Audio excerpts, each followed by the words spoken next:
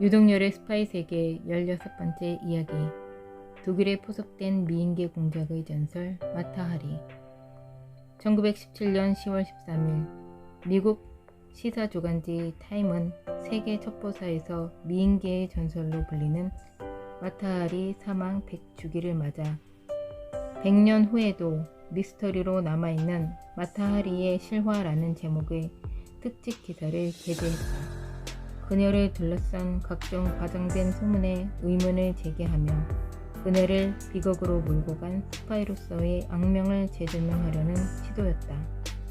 마타 하리는 1876년 네덜란드에서 사업가였던 아버지와 인도네시아계의 어머니 사이에서 3남 1녀 중 둘째로 태어났다.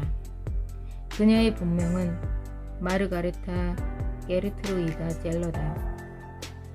아버지의 사업 실패와 이혼으로 어린 시절을 불우하게 보내고 이후 친척집에서 살며 라이덴에 있는 교육대학에 다녔다.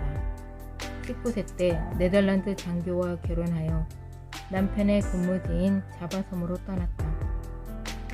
거기서 두 아이를 낳았지만 남편의 잦은 폭력과 외도로 결혼 생활이 순탄치 못했다. 그러다 아들의 사망을 계기로 결혼 생활은 7년 만에 파탄났다. 이혼 후 그녀는 네덜란드로 돌아왔다가 1904년 파리로 갔다. 여기서 생계를 위해 물랑루즈라는 클럽의 무용수로 취직한다. 이때 마타 하리, 즉 인도네시아어로는 새벽의 눈이라는 의미를 가진 마타 하리라는 이름으로 활동했다. 그녀는 자신의 인도네시아 자바섬에서 온 공주인 것처럼 소개하며 미모와 유창한 외국어를 앞세워 사교계를 장악해 나갔다. 이후 폭발적 인기를 바탕으로 유럽 순회 공연을 다니며 숱한 연분을 뿌렸다. 그녀의 일상과 사진은 유럽 신문들의 헤드라인을 장악할 정도였다. 수많은 정, 관계, 고위층 인사 및 장교들이 그녀와 사귀기 위해 줄을 설 정도였다. 독일의 정보부는 마타 하리의 다채로운 일상에 주목한다. 제1차 세계대전이 발발한 시기, 독일 베를린에 있던 그녀는 1916년 독일 정보기관에 포섭돼 암호명 H21호로 프랑스로 건너가 연합군 고위 장교들을 유혹, 군사 기밀을 정탐해 독일군에 제공해 왔다고 한다. 또한 그녀는 러시아의 비행기 조종사인 20세 연하의 마슬로프를 비롯해 수많은 프랑스 및 연합군의 군 장교를 비롯해 정치인 등 고위층과 잠자리를 같이 하며 스파이 활동을 했다. 또한 마타 하리는 독일의 스파이로 활동하면서 프랑스 정보 당국의 스파이로도 활동하는 등 이중 간첩 생활도 했다. 마타 하리의 대표적 미인계 공작으로 알려진 사례는 프랑스 최고 사령관 모건 장군을 포섭한 건이다. 독일은 영국의 탱크 설계도가 프랑스군 사령부 모건 장군 자택의 비밀 공고에 있다는 사실을 알고 마타 하리에게 이 설계도를 입수하도록 지령을 내렸다. 그녀는 자기 집에서 댄스 파티를 열고 모건 장군을 초대해 그에게 접근했고 결국 두 사람은 연인 사이로 발전해 동거를 시작했다.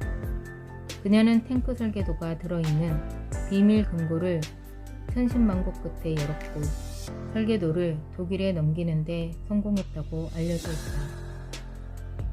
또한 그녀는 1916년 프랑스를 위해 스파이 임무를 수락했다. 그녀의 연인이기도 한 육군 대장 조르주 라두에게 고용되어 수집한 군사 정보를 프랑스 정부에 전달했다는 것이다. 명백한 이중간첩 행위였다. 영국의 정보기관은 외교통신을 해독해 그녀가 독일 스파이임을 특정했다.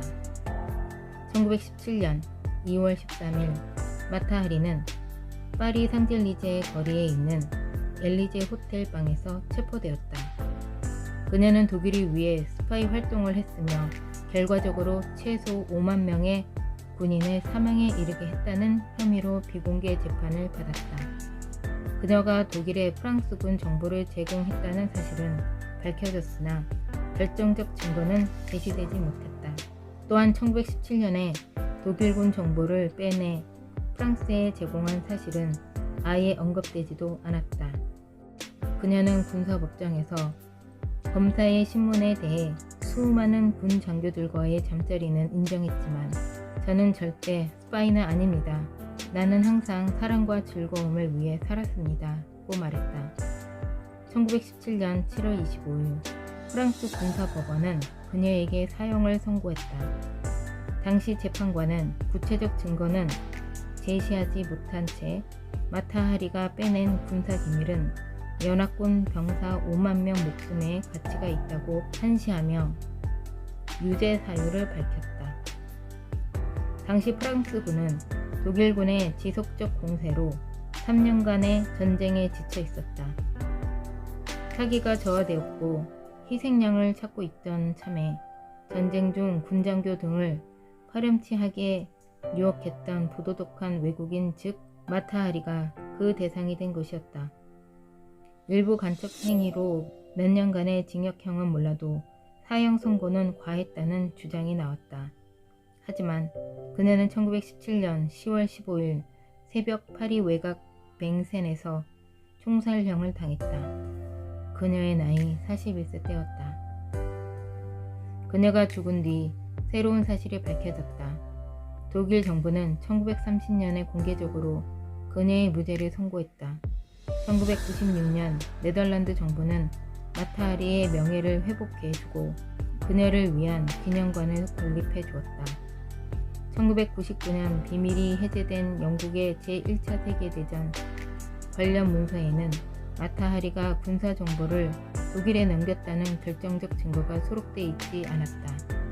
2017년 프랑스 정부는 마타하리 사망 100주년 기념으로 다양한 관련 문서를 공개해 그녀의 결백함을 뒷받침해 주었다. 결국 상당수 유럽인들은 그녀가 전쟁 패배의 희생양이 되었다고 믿게 되었다.